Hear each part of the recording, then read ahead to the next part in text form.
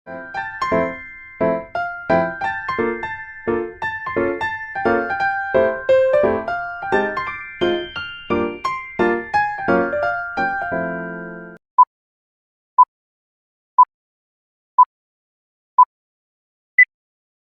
Ibu.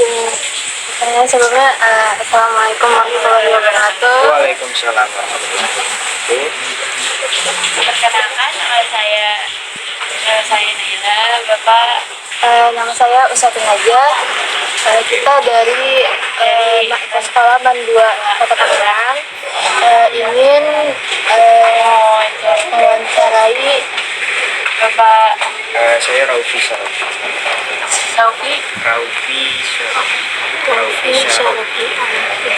Kebetulan saya di bidang cagar budaya di DKM. Gimana? Ini pertanyaan yang ingin saya tanyakan ke Bapak itu, siapa yang membangun Masjid Kalipasir? Iya, Yang membangun Masjid Jami Kalipasir. Ya, Masjid Jami Kalipasir adalah masjid tertua di Kota Tangerang. Keberadaan masjid itu sendiri, kalau misalkan diambil dari catatan sejarah, itu kurang lebih sekitar 450 tahun yang lalu, di mana masjid ini adalah bangunan pertama. Sebelumnya di daerah Tangerang itu belum ada bangunan selain masjid. Dulu pun bangunan masjid itu kecil. Jadi di tahun 1413 itu seorang Menak Galuh Pakuan, kerajaan Sunda ya, yang bernama Ki Tenggerjati. Beliau adalah salah satu murid dari Syekh Subakir. Beliau sudah muslim. Beliau diamanahkan oleh gurunya Syekh Subakir untuk menyebarkan atau mengajarkan agama Islam yang beliau dapatkan. Beliau berjalan dari kerajaan Sunda sampai ke daerah Girang atau ke daerah pesisir dari Jawa Timur. Sampailah beliau tujuannya dulunya itu ke Wahaten Girang. Dan Girang itu kalau sekarang disebut dengan Banten. Sebelum ke sana, beliau sampai di sini dan beliau melihat, dan mungkin karena ya qadratullah, beliau mendirikan bangunan kecil di sini. Mendirikan bangunan kecil untuk beliau melakukan ibadah dan bertafakur. Dengan adanya sungai yang melalui daerah sini, sungainya Sungai Cisadane. Dulu itu nama sungainya adalah Sungai Cipamunggas. Ya, sebelum ganti dengan nama Sungai. Dengan adanya sungai itu kan banyak penduduk pedalaman yang usahanya adalah berdagang. Jadi membawa bahan-bahan hasil buminya ke muara untuk dijual ke kapal-kapal besar. Ketika melewati daerah sini, melihat di situ ada bangunan, singgah sebentar untuk beristirahat. Ya, karena keramah-tamahan dari Ki Tenggerjati itu tadi, akhirnya banyak yang minat untuk menuntut ilmu kepada beliau. Akhirnya dari mulai situ ada sedikit demi sedikit bangunan yang dibangun. Sampai ke tahun 1455, seorang Sayyid dari Timur Tengah yang bernama Sayyid Hasan Ali Abu Said, atau kita sering mengenalnya dengan Syekh Abdul Jalil. Beliau sempat datang dan beliau menempati tempat Ki Tenggerjati karena di sini sudah muslim kan, akhirnya banyak melakukan pengajaran agama Islam. Nah, di samping itu beliau mencampurkan pasir yang beliau bawa dengan tanah yang ada di sini, sehingga pada saat itu dikenal dengan daerah Tanah Pasir, yang kemudian berubah menjadi nama Kampung Pasir, yang kemudian sampai saat ini dikenal dengan Kalipasir. Jadi asal muasal daerah itu, Masjid Jami Kalipasir itu diambil dari tempatnya, yaitu Kampung Kalipasir. Yang mendirikan, ya kalau misalkan dari bangunan awal itu kan Ki Tenggerjati, tapi bangunan yang sampai saat ini masih ada adalah di zaman Sayyid Ali Hasan Al-Husaini atau Syekh Abdul Jalil. Maka kita menarik bahwa yang mendirikan masjid ini yang masih ada bangunannya sampai sekarang adalah Sayyid Hasan Al-Husaini atau Syekh Abdul Jalil. Di tahun berapa Bapak di tahun 1450. Sampai di situ pendirian masjid itu belum ditentukan karena tidak ada catatan-catatan yang menunjukkan itu. Itu hanya sebatas riwayat-riwayat yang diterangkan oleh leluhur. Munculnya catatan itu di tahun 1576, di mana daerah Kalipasir atau Kampung Pasir itu sendiri menjadi daerah pengawasan dari Adipati Kuripan yang bergelar Ngabei Wirasuta di Labuan. Secara tidak langsung, maka penetapan masjid, berdirinya masjid itu di tahun 1576 karena sudah ada catatan yang menunjukkan bahwa masjid itu ada. Kesepakatan di situ. Tapi kalau yang mendirikannya adalah Sayyid Husaini. Tapi tahun pendiriannya bukan di tahun beliau, tapi di tahun ketika ada kepemerintahan di tahun 1576. Cukup panjang. Izin ke pertanyaan selanjutnya, yang kedua, apa keunikan dari Masjid Jami Kalipasir? Keunikan untuk di kota Tangerang mungkin cuma satu-satunya masjid yang beratap susut. Ngerti atap susut? Atap bersusut itu atapnya ke atasnya itu mengerucut seperti primas, di mana di atasnya itu ada mustaka atau kita menyebutnya dengan baluan. Itu sebenarnya keunikannya, karena di Tangerang itu cuma ada masjid yang seperti ini cuma di sini. Gitu. Selain itu nggak ada di Tangerang Raya. Itu keunikannya. Mungkin itu dari bentuknya. Yang selanjutnya, kapan Masjid Jami Kalipasir didirikan? Ya, tadi sudah disebutkan, tapi kita menetapkan pendirian masjid itu di 1576 di mana di bawah kepemerintahan Ngabei Wirasuta di Labuan. Tapi kalau bangunannya di 1455 sudah ada. Ada riwayat yang mengatakan bahwa di 1455 itu Kanjeng Sunan Kalijaga itu memberikan salah satu kayu sebagai tiang penyangga masjid yang sampai saat ini masih lestari dan bisa dilihat. Karena Kanjeng Sunan Kalijaga adalah salah satu murid dari Syekh Abdul Jalil. Makanya beliau memberikan kayu sebagai tiang penyangganya sebagai bakti dari murid kepada muridnya. Dan alhamdulillah sampai saat ini masih lestari. Cuma permasalahannya kita tidak bisa menyebutkan tiang yang mana. Iya. Khawatirnya itu akan menjadi satu kekhususan yang kemudian kebiasaan orang itu kan lebih banyak mengkultuskan. Kami mengkhawatirkan itu, makanya kami tidak bisa menyebutkan tiang yang sebelah mana, tapi kami hanya menyebutkan salah satu tiang yang pemberian dari Sunan Kalijaga. Pertanyaan selanjutnya, mengapa masjid itu diberi nama di skip aja. Yang kelima, di mana letak lokasi masjid? Ya, letak lokasi masjid itu seperti yang tadi di awal, bahwa masjid itu mengaitkan dengan nama kampungnya, disebut dengan Kampung Kalipasir. Jadi masjid itu letaknya adalah di Kampung Kalipasir, tepatnya di RW 04 Kelurahan Sukasari, Kota Tangerang. Awal mual itu adalah pemukiman Sunda Tangerang. Peradaban pertama di Tangerang, titik nol Tangerang itu adalah di sini. Nah, kemudian karena banyak perkembangan dan perjuangan kala itu dari tahun 1400-an di zaman kewalian sampai ke 1600 Kesultanan Banten, sampai ke 1800 kolonial Hindia Belanda atau VOC, kemudian ke masa kemerdekaan. Jadi kan banyak tuh rentang, ada waktu-waktu dan ada zaman-zamannya. Nah, dengan adanya seperti itu maka berubah. Orang menafsirkan atau orang mengatakan lokasinya itu seolah-olah tidak mengenal Kampung Kalipasir. Yang dikenal adalah pemukiman Tionghoa. Karena orang lebih banyak mengenalnya di depan itu ada bangunan Tionghoa. Sebenarnya tidak seperti itu. Itu terjadi karena di tahun 1684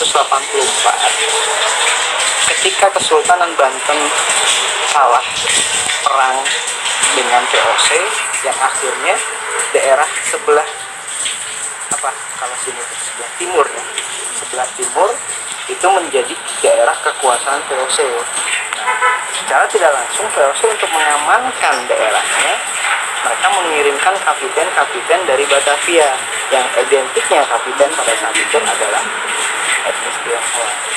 Sehingga banyak orang-orang Tionghoa yang memiliki tanah atau menjadi tuan tanah di Tangerang. Tapi di sini tidak ada yang punya kepemilikan tanah, walaupun ada pun itu adalah pasar. Karena di tahun 1755 kita melihat ada foto itu yang menjelaskan tentang keberadaan pasar lama di kala itu. Tapi kepemilikannya lebih banyak adalah dari kearyaan atau kerabat atau keluarga dari Kesultanan Banten yang ada di Tangerang, gitu. Disebut dengan kearyaan. Nah, yang mempunyai itu banyaknya Arya, kaum Arya atau Raden Arya atau Pangeran Arya. Nah, dengan adanya kekuatan dari saudagar-saudagar Cina itu, akhirnya mereka mendirikan perkumpulan yang disebut dengan perkumpulan Bontekyu, sehingga mereka kuat perekonomiannya dan secara tidak langsung yang tadinya sewa menjadi kepemilikan. Jadi lapak-lapak yang tadinya mereka itu sewa kepada kaum Arya atau pangeran, itu akhirnya mereka punya. Nah, dari situ mulailah mereka berkembang, sehingga banyak toko-toko itu kepemilikannya dari juga di depan itu kelihatan banyak bangunan-bangunan tua yang berbentuk Tionghoa. Jadi kita bergeser tuh, dengan adanya seperti itu akhirnya kita tenggelam, kita hilang. Yang terlihat adalah komunitas atau lambang-lambang Tionghoa. Lambang Tionghoa. Bisa dipahami sampai situ.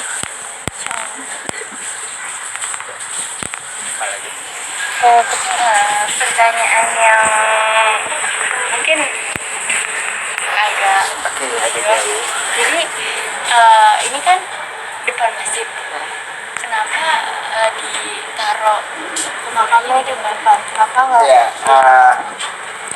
pada umumnya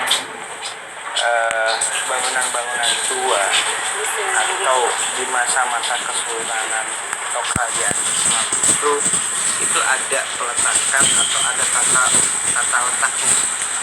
Jadi ada pusat pemerintahan, ada pusat ibadah, yang termasuknya adalah makam.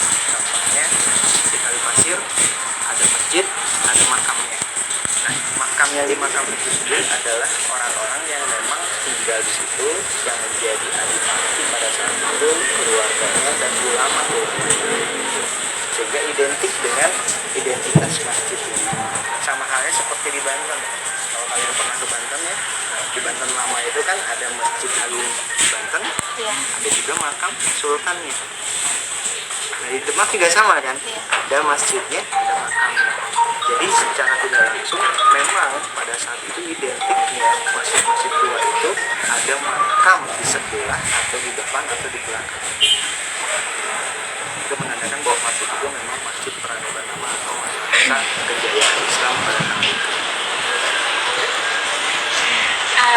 Pertanyaan terakhir, ini kan udah lama musiknya, mungkin ada tradisi kayak Maulid Nabi atau Lebaran gitu. Iya, karena memang kita itu merupakan kampung tua ya, bisa dikatakan kampung tua karena masjidnya juga sudah tua. Jadi memang penduduknya itu turun temurun sampai saat ini itu masih melakukan atau memegang tradisi-tradisi yang ada. Salah satunya adalah tradisi di bulan Maulid atau di kelahiran Nabi Muhammad SAW di 12 Rabiul Awal itu biasanya kita melakukan tradisi atau acara yang disebut dengan arak-arakan perahu.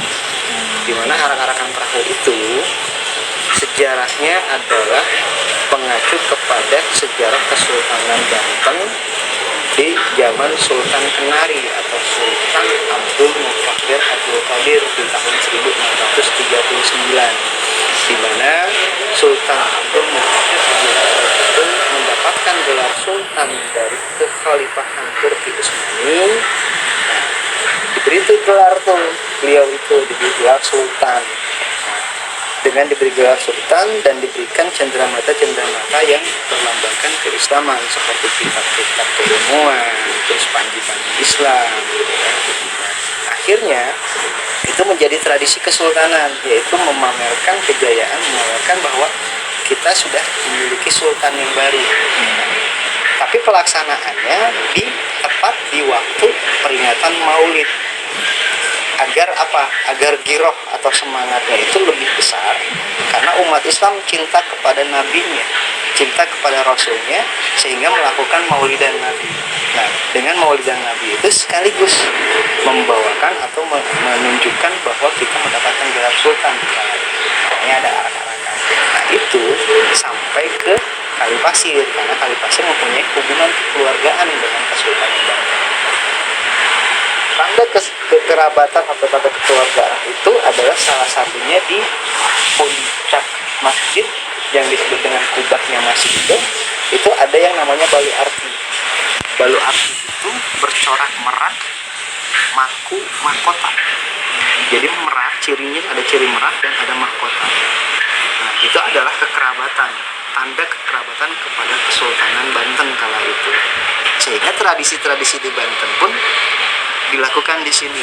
Cuma bedanya kalau di Banten kan yang diarak adalah gelar kesultanannya, cendramata yang diberikan kepada sultan dari kekhalifahan kecil ini. Kalau di Tangerang atau di Kali Pasir itu yang diarak adalah hasil buminya, karena di sini lebih identik dengan hasil buminya. Jadi kalau dalam peringatan Maulid Nabi itu kita membawa di dalam perahu itu adalah buah-buahan hasil bumi. Nah, insya Allah kebetulan di September ini bulan Maulid ya. Insya Allah tanggal 28 itu ada acara itu yang diselenggarakan oleh Masjid Jami Kali Pasir atau DKM Masjid Jami Kali Pasir dan masyarakat Kali Pasir. Kalau misalkan kalian ada waktu, kalian bisa melihat itu acara tradisi itu salah satu dari tradisi yang ada di Kali Pasir. Ada juga semacam pembacaan kitab Dalail, di mana kitab Dalail itu adalah permohonan atau sholawat yang kita panjatkan kepada Allah, yang kita bersolawat kepada Rasul untuk mendapatkan keselamatan. Jadi riwayatnya itu ketika ada wabah seperti kemarin COVID ya, wabah COVID kayak gitu, jadi kita membaca sholawat Dalail atau kitab Dalail itu keliling kampung itu dibacakan kitabnya sambil jalan sambil baca itu keliling kampung. Agar apa? Agar Allah mengangkat wabah yang ada di kampung kita. Itu salah satu tradisi juga. Yang lainnya juga masih banyak, tapi mungkin terlalu banyak disebutkannya. Mungkin nanti aja diinginkan. Ada satu pertanyaan. Ini tempat-tempat itu khusus kayak ini ada yang atapnya hijau, ada yang coklat ini. Iya. Jadi memang di makam Kali Pasir itu ada tiga tingkatan. Ada tiga tingkatan atau tiga pengelompokan. Yang pertama adalah Umarok, kenal ya Umarok ya, pemimpin. Terus yang kedua adalah ulama. Terus yang ketiga adalah masyarakat. Nah, jadi yang beratapkan genting itu adalah Umaro. Umaro itu memang pada saat itu adalah adipati atau temenggung yang pernah memimpin di Tangerang, di Kali Pasir, Tangerang khususnya. Terus yang kedua adalah ulama. Jadi di selain Umaro di sini ada kepemimpinan, ada adipati, ada juga ulama yang mendampingi para pemimpin. Salah satunya adalah yang di tengah itu adalah Nyai Ratu Hajah Murtafiah. Beliau adalah masuk keturunan Rasulullah SAW dari Kesultanan Banten. Di samping itu beliau juga mendirikan pesantren khusus perempuan seperti kalian. Jadi santrinya itu hanya perempuan. Itu berlangsung sampai tahun 70 kedua kalau tidak salah.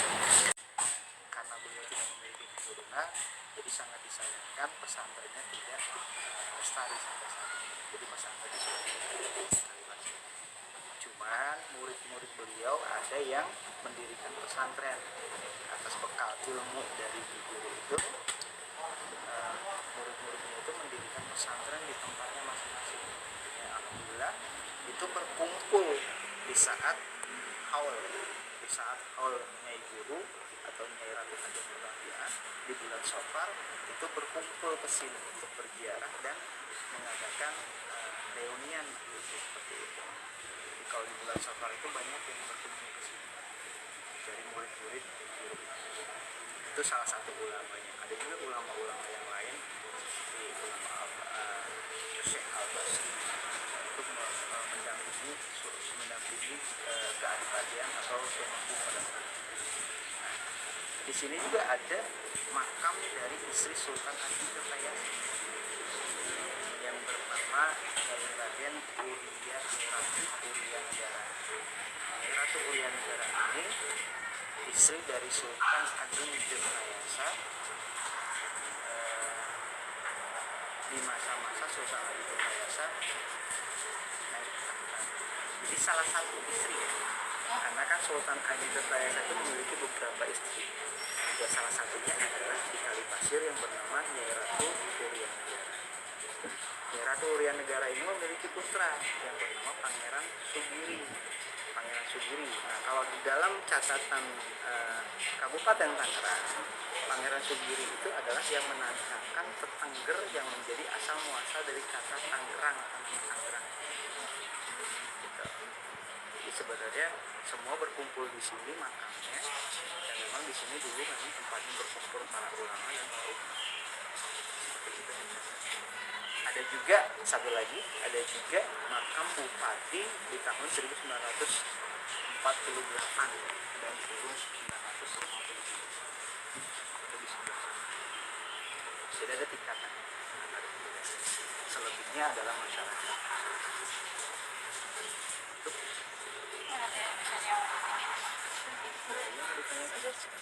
Sudah. Ya.